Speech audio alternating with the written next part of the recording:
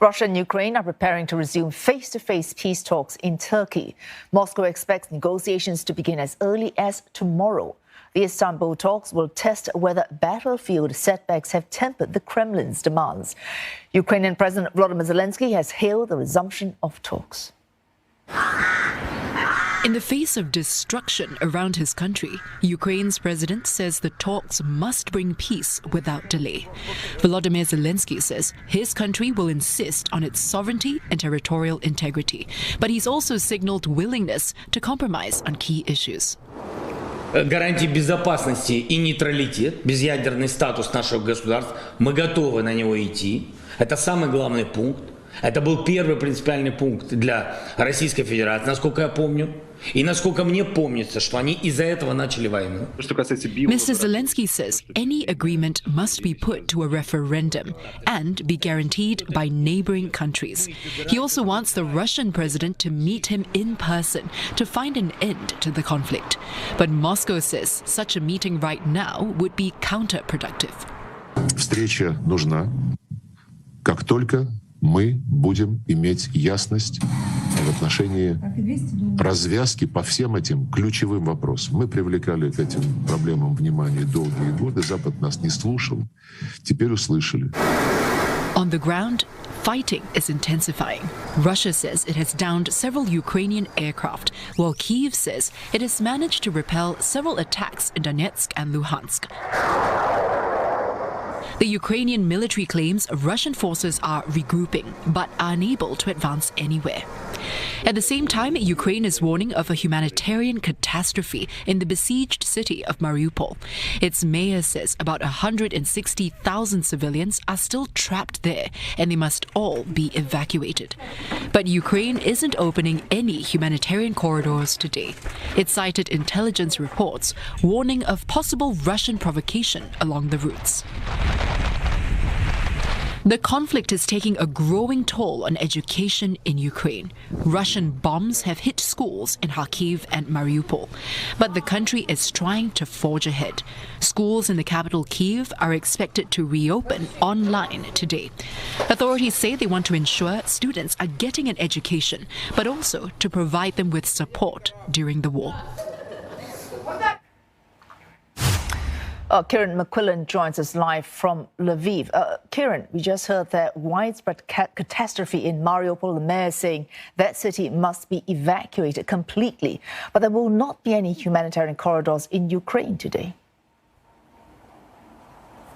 That's right. This is very unusual because yesterday there were 2, there were 10 the day before, 7 the day before that. Every day there have been humanitarian corridors, and there is credible evidence, according to the Deputy Prime Minister's office, Irina Vereshchuk. She's the lady who is responsible for these humanitarian corridors and negotiating with the Russians to make sure that they are safe.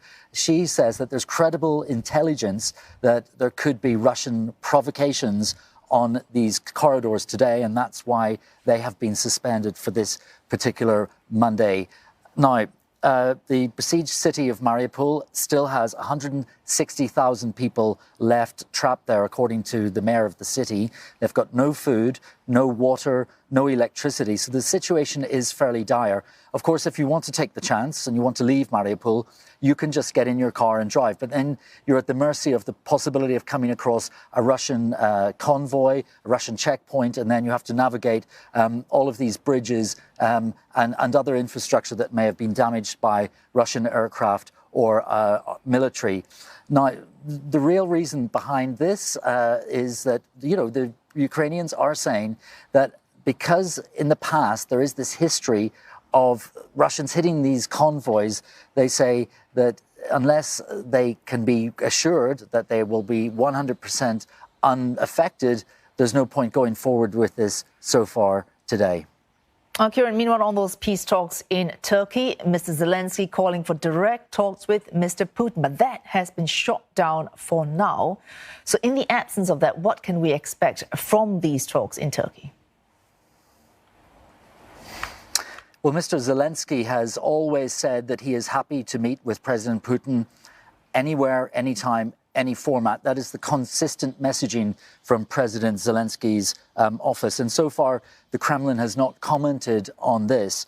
Now, Turkish media reports are saying that Ukrainian and Russian officials, the delegations have arrived or will arrive this afternoon in Istanbul, and that the talks are likely to start tomorrow. Ukrainian negotiators, before they left here, said that they would only negotiate on the concept or principle of the complete territorial integrity of the country of Ukraine. Now, what does that mean?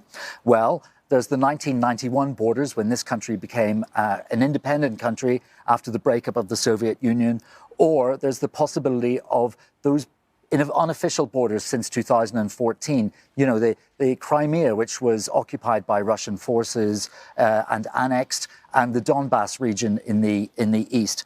Now, the last time the Turks they also are honest brokers in this. They share a border with Russia and with Ukraine. And of course, maritime traffic has to go through the Straits of Bosphorus. So they are putting themselves forward as an honest broker in this.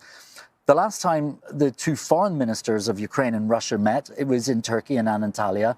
It didn't end so well, but the messaging at that time from the Turkish Foreign Ministry was, well, look, these guys got together in the first place, so that's a start, isn't it? Now, we're not even at foreign minister level yet with these thanks for those updates and insights as well. Kieran McCullen has been to us there from Western Ukraine, Lviv.